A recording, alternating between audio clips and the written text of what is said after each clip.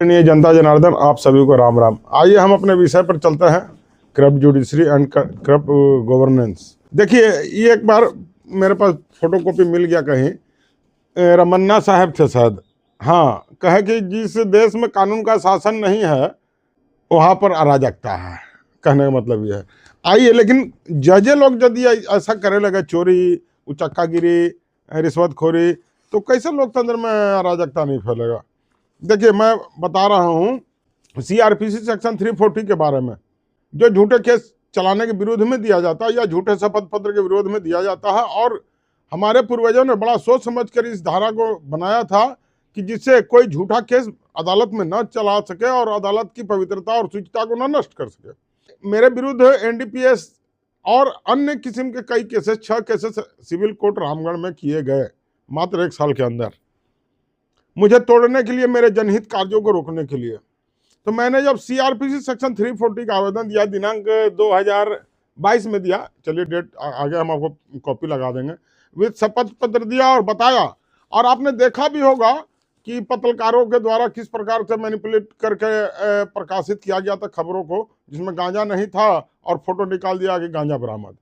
और किस प्रकार एक अजय सिंह नाम का दोगला व्यक्ति है जो साथ में बैठा हुआ था और कह रहा है मेरे बच्चे से कि 1 किलो गांजा के जुगाड़ में है पुलिस, तब ना उसको लाएगा, तब उस पर केस दर्ज करेगा। 10 ग्राम होगा ना के लिए वो 1 किलो के जुगाड़ कर रहा है।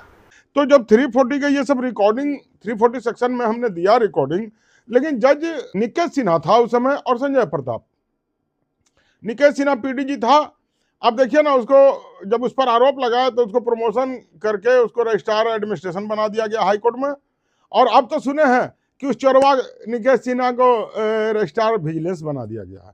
कितना दुर्भाग्य है अपने इस देश का कि जितने साले चोर हैं उनको प्रोन्नति दे करके महाराजा का पद दे दिया जा रहा है।